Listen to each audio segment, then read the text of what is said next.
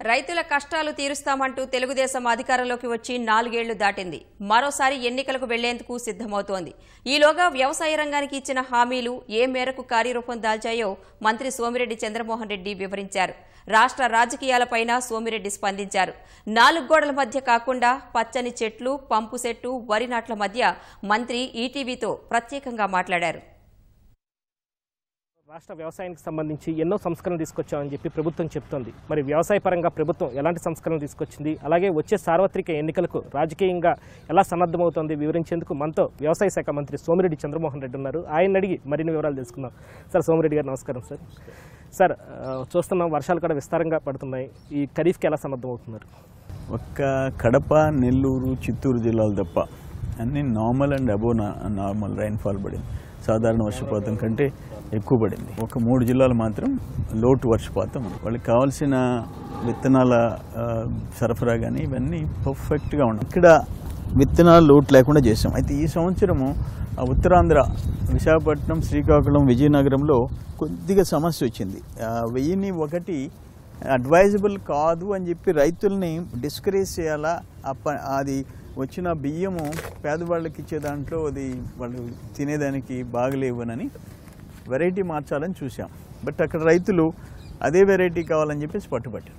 అక్కడ కొంచెం ఇబ్బంది వచ్చింది. అయినా కూడా దాన్ని కవర్ చేశాం. ఎరువుల ధరలు పెరగడం వల్ల రైతులు ఆందోళన చెందుతున్నారనే వాదన కూడా వినిపిస్తుంది. దీనిపై మీరేమంటారు? అదే ఎరువులు అబ్నార్మల్గా పెంచడం కరెక్ట్ కాదు. ఒక్కొక్క బస్తా మీద 150 రూపాయలు, 100 రూపాయలు పెంచేసేసినారు. కేంద్ర ప్రభుత్వం ఇప్పటికైనా సరే వెనక్కి తీసుకోవాలి. సార్, అలాగే 2014 సార్వత్రిక ఎన్నికల్లో అధికారంలోకి వచ్చే ముందు తెలుగుదేశం పార్టీ ప్రయత్నించే ప్రధాన హామీ రైతు రుణమాఫీ. అధికారం చేపట్టిన తర్వాత తొలి సంతకం కూడా దాని మీదే చేశారు. మరి మళ్ళీ సార్వత్రిక ఎన్నికలకు వెళ్లే వరకు హామీ అనేది పూర్తిగా అమలు కాలేదు. ఎందుకని ఈ సమస్యలు తలెత్తాయి అంటారు? రుణ విముక్తి పథకంలో మనము పక్కన తెలంగాణ ప్రభుత్వం 1,00,000 రూపాయలు వరకు ఇస్తే మనం 1,50,000 వరకు ఇస్తున్నాం. మనకున్న పాపులేషన్, మనకున్న ఆర్థిక పరిస్థితుల్లో 24,000 కోట్ల రూపాయలు, 24,500 కోట్ల రూపాయలు మనం లక్ష్యంగా పెట్టుకున్నాం. ఆల్రెడీ ఇప్పుడు 15,000 కోట్ల రూపాయలు 3 దఫాలు రిలీజ్ చేసాం. ఇప్పుడు 10% వడ్డీతో మిగతా 4, 5, 4th and 5th ఫేజ్లు 8,100 కోట్లు రిలీజ్ చేయాలి. దానికి కూడా మనం ఒకేసారి రిలీజ్ చేయాలని చెప్పేసి ముఖ్యమంత్రి గారు అనౌన్స్ చేసినారు. దాని వరకు ప్లాన్ చేస్తున్నాం.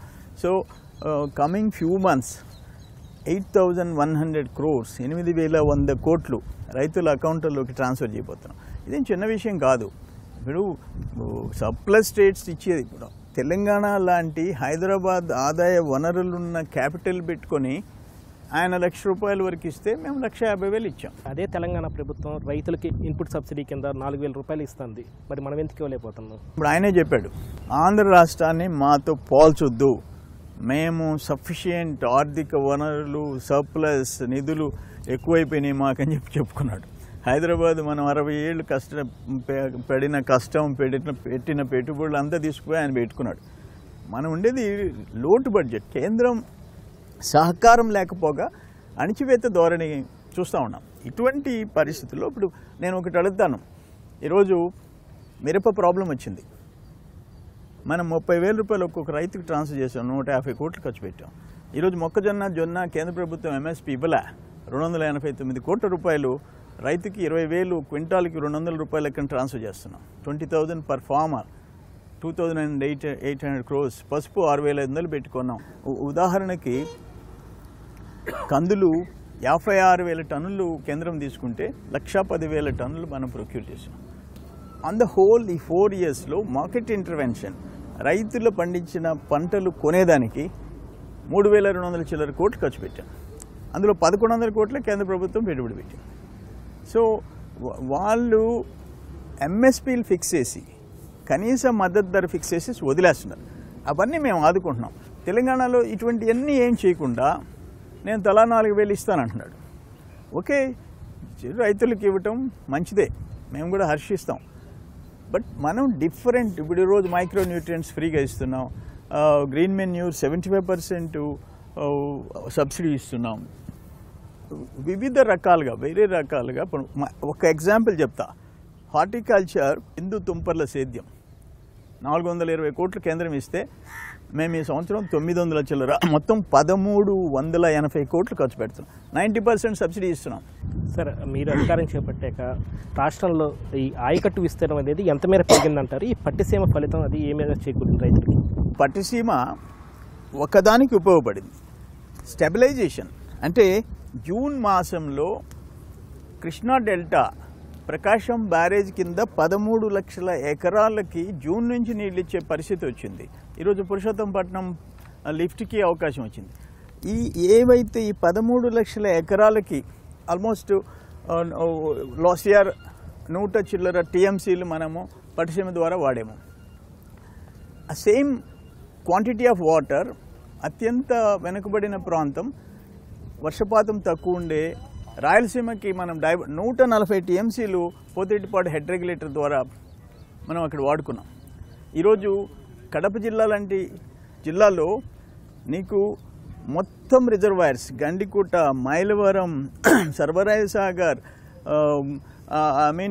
పైడిపాళెం, బ్రహ్మంసాగరం, పులివెందుల్లో ఉండే 2 రిజర్వాయర్లో నీళ్ళు ఈరోజు స్టోరేజ్ నీళ్ళు ఉన్నాయి అక్కడ రిజర్వాయర్లో. ఫర్ ఎగ్జాంపుల్ దేశంలో అతి తక్కువ వర్షపాతంలో అనంతపురం జిల్లా 2వ జిల్లా, అక్కడ కూడా నీళ్ళు ఇవ్వగలిగాం. సో ఏ పార్టీ అయినా పట్టిసీమ గురించి మాట్లాడితే రైతులకు ద్రోహం చేసిన వాళ్ళు అవుతారు వాళ్ళు.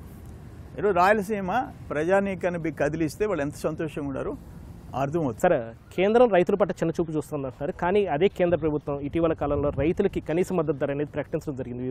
దాన్ని ఎందుకు వ్యతిరేకిస్తున్నారు మీరు? వ్యతిరేకించడంలే. ఇప్పుడు క్వింటాల్ ప్యాడీ ధాన్యం 1550 రూపాయలు ఉండింది, దాన్ని 1750 చేసాము. 200 రూపాయలు క్వింటాల్ పెంచామంటున్నారు. స్వామినాథన్ కమిషన్ ఏం చెప్పిందంటే పెట్టుబడికి 50% ఆదాయం వచ్చేటట్టుగా చేయాలన్నది. దాని ప్రకారం 1750 అనేది చాలా నామినల్, దానివల్ల రైతులకు ఒరిగేది లేదు అని చెప్పాం. రెండోది ఏమంటున్నామంటే నువ్వు ఎంఎస్పీలు ఫిక్స్ చేసి ఎందుకు కొనవు అంటున్నాను.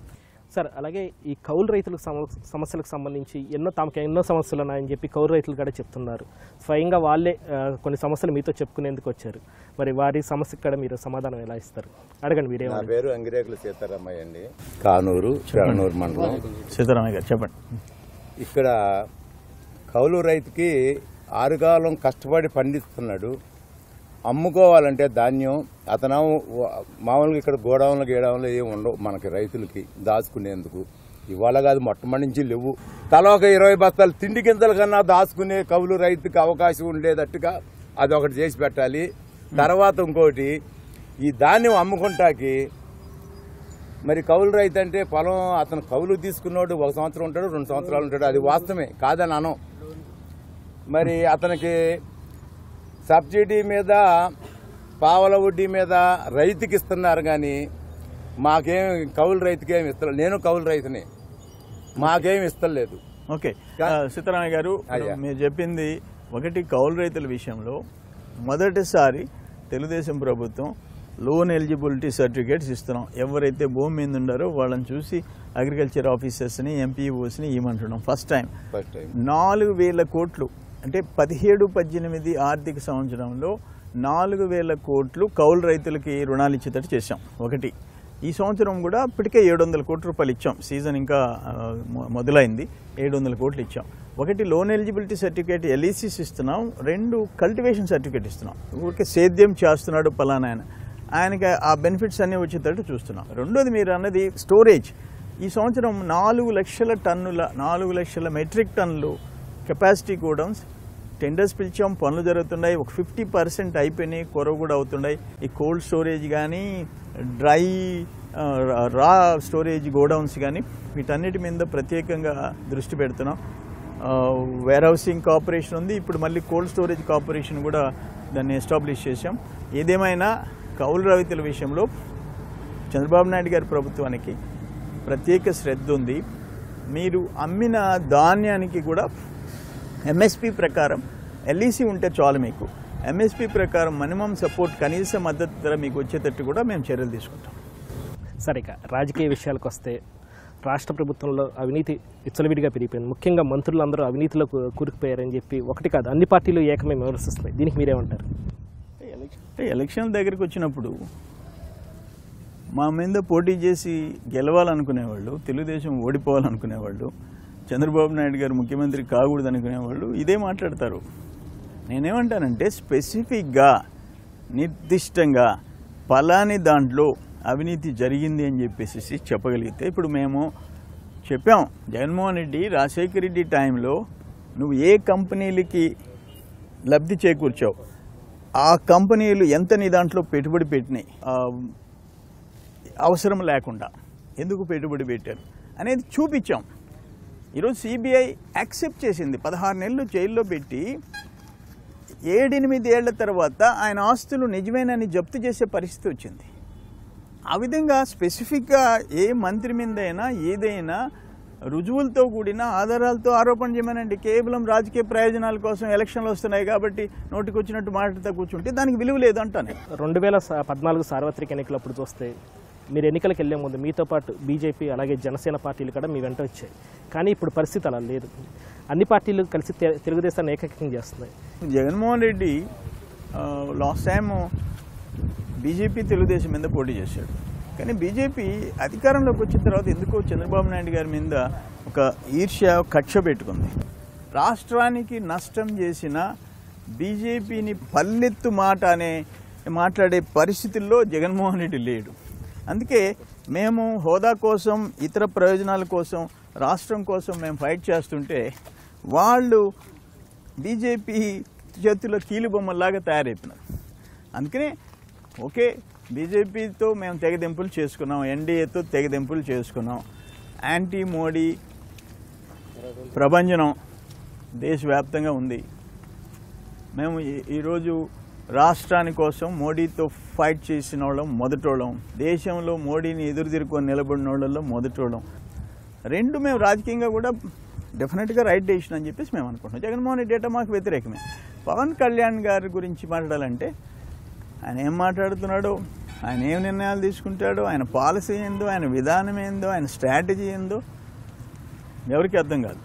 సరే, ఇక మీ జిల్లా రాజకీయాల విషయానికి వస్తే 2014 సార్వత్రిక ఎన్నికల్లో నెల్లూరు జిల్లాలో తెలుగుదేశం 10కి కేవలం 3 సీట్లు మాత్రమే సాధించింది. మరి ఈసారి పరిస్థితులు ఎలా ఉన్నాయి? అలాగే జిల్లా నుంచి 2 మంత్రులు ప్రాతినిధ్యం వహిస్తున్న వారిద్దరూ పరోక్షంగా ఎన్నికైన వారే అన్న విమర్శ కూడా ఉంది. దీనికి మీరేమంటారు? ఒకటి, లాస్ట్ టైం 3 సీట్లు వచ్చింది వాస్తవం, కానీ దాదాపు 4 సీట్లు నేరుగా పోయినాయి. 3 పార్లమెంట్లు నెల్లూరు, ఒంగోలు, తిరుపతి 13,000, 14,000తో 3 సీట్లు పోయినాయి, నేరుగా పోయినాయి.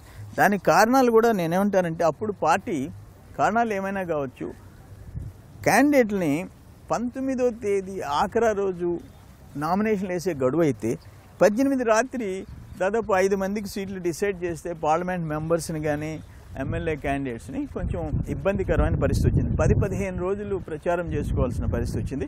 ఈరోజు ఆ పరిస్థితి లేదు. 2 మంత్రుల మధ్య గ్యాప్ ఉండటం వల్ల కూడా గ్రూపిజం పెరిగిపోతుందన్న విమర్శ కూడా ఉంది. దీనికి మీరేమంటారు? ఆయన నారాయణ గారు, ఆయన పోర్ట్ఫోలియో వేరు, ఆయన పని వేరు. నా పోర్ట్ఫోలియో వేరు, నేను రూరల్, ఆయన అర్బను. ఇద్దరం పార్టీ విషయాలు వచ్చినప్పుడు ఇద్దరం కలిసే మాట్లాడుకొని సమన్వయంతో పోతున్నాం. ఇలా మా ఇద్దరి మధ్య అయితే ఎలాంటి గ్యాప్ లేదు. రెండోది, నేను ఎలక్షన్లో ఓడిపోయినాను కానీ ఎమ్మెల్సీ అయినాను. నేను ఎలక్షన్లో పోటీ చేయలేదు, ఆయన ఎమ్మెల్సీ అయినాడు.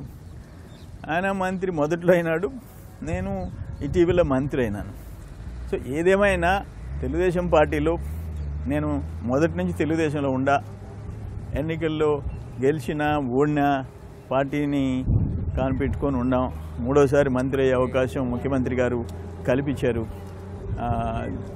ఈసారి ఎన్నికల్లో కాన్ఫిడెంట్గా ప్రతి కార్యకర్త జనంలోకి పోయినప్పుడు గుండెల మంది చేసుకొని ధైర్యంగా ఓటు అడిగే పరిస్థితి ముఖ్యమంత్రి గారు కల్పించారు. ఈసారి సార్వత్రిక ఎన్నికల్లో వారసుల ప్రవేశం కూడా ఎక్కువగా కనిపించే అవకాశాలు ఉంటున్నాయి. మీ వారసుని కూడా ఉన్న ఈ బరిలోకి తీసుకొస్తున్నారు. అంటే నాకైతే నా వారసుడు రాజకీయాలకు రావటం అంత నాకు ఇష్టంలే. అయితే వాళ్ళ ఫ్రీడమ్, వాళ్ళు స్వతహాగా ఆయన పాలిటిక్స్లోకి వస్తానంటే నేను వద్దను. నా సొంత అభిప్రాయాలు వాడి మీద రుద్దను. Let him take his own decision. అది నా ఉద్దేశం. Thank you sir, thank you very much. ఇది రాష్ట్ర వ్యవసాయానికి సంబంధించి అలాగే రాష్ట్ర రాజకీయాలకు సంబంధించి వ్యవసాయ శాఖ మంత్రి సోమిరెడ్డి చంద్రమోహన్ రెడ్డి స్పందన. కెమెరా పర్సన్స్ భాస్కర్, ఏ నాగరాజులతో VSN Krishna, ETV news, Amaravati.